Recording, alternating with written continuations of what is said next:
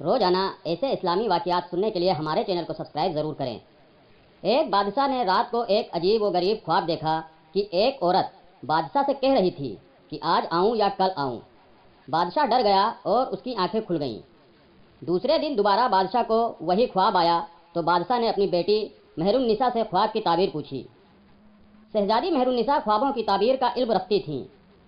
شہزادی نے بادشاہ سے کہا کہ اس بار اگر آپ کو خواب میں وہی عورت آ کر پوچھے کہ آج آؤں یا کل آؤں تو آپ اسے کہہ دینا کہ نہ آج آؤ اور نہ کل، بلکہ ابھی کے ابھی آ جاؤ۔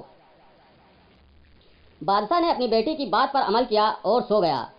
رات کو وہی عورت خواب میں آئی اور پہلے والا سوال کیا تو بادشاہ نے عورت سے کہا تم ابھی کے ابھی آ جاؤ۔ یہ سن کر عورت مسکرائی اور غائب ہو گئی۔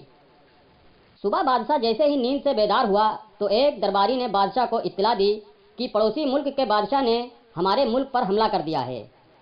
بادشاہ نے فوراً اپنی فوج کو حکم دیا کہ جنگ کے لیے تیاری کی جائے، مگر دشمن فوج نے اچانک حملہ کر دیا تھا، اس لیے ان کے حملوں کا جواب دینا اتنا آسان نہ تھا اور بادشاہ کی فوج کو واپسی اختیار کرنی پڑی۔ جب بادشاہ کو یقین ہو گیا کہ اب شکست کھانی ہے تو اپنی بیٹی کو ساتھ لے کر جنگل کی طرف بھاگنے لگا۔ بادشاہ کو جنگل میں ہی شام ہو گئی۔ بھاگ بھاگ کر شہزادی کے پاؤں میں چھالے پڑ گئے۔ جنگل کے باہر بادشاہ کو ایک گھر نظر آیا تو بادشاہ گھر کی طرف روانہ ہوا۔ بادشاہ نے جب دروازے پر دستک دی تو باہر ایک آدمی آیا جو بادشاہ کے دربار کی وزارت کر چکا تھا۔ اس نے بادشاہ کو پہچان لیا۔ بادشاہ نے وزیر کو سب بتایا تو وزیر نے کہا کہ آپ جتنے دن چاہیں میرے گھر میں رہ سکتے ہیں، کیونکہ آپ کے میرے اوپر بہت سارے احسانات ہیں اور آپ کی خدمت کر کے مجھے بہت اچھا محسوس ہوگا۔ رات ہوئی تو بادشاہ کو وزیر اور اس کی بیوی کی باتوں کی آواز آئی۔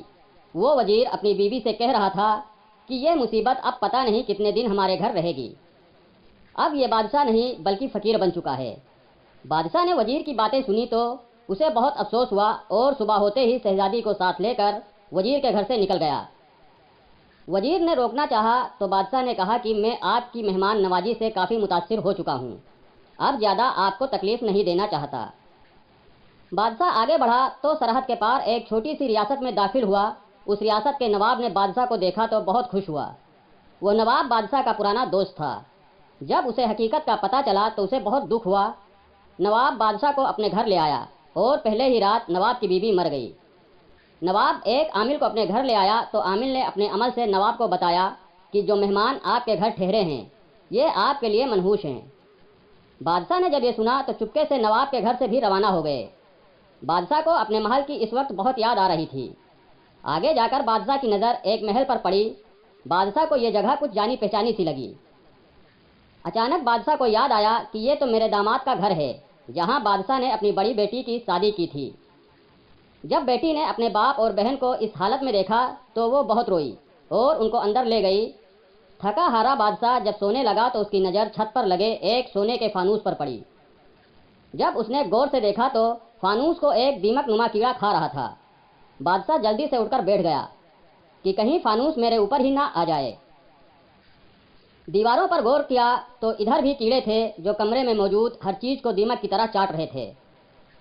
بادشاہ نے شہزادی مہر النساء کو نیند سے بیدار کیا اور اسے کہا کہ میں اپنی نحوست اپنی بیٹی کے گھر نہیں پھیلا سکتا، تم ادھر ٹھہر جاؤ، میں کہیں اور چلا جاتا ہوں۔ مگر شہزادی نے کہا کہ میں آپ کو اکیلا نہیں چھوڑ سکتی۔ پھر دونوں آدھی رات کو ہی وہاں سے روانہ ہو گئے۔ صبح کی اذان کے وقت دونوں باپ بیٹی کو ایک جھوپڑی نظر آئی جس کے اندر سے دھواں نکل رہا تھا۔ بادشاہ جھوپڑی کے اندر داخل ہوا تو ایک درویش بیٹھا ہوا تھا۔ بادشاہ نے درویش کو سلام کیا تو درویش نے کہا تم نے خواب میں عورت کو آج ہی بلا کر اچھا کیا، اگر کل بلاتے تو مشکل میں پھنس جاتے۔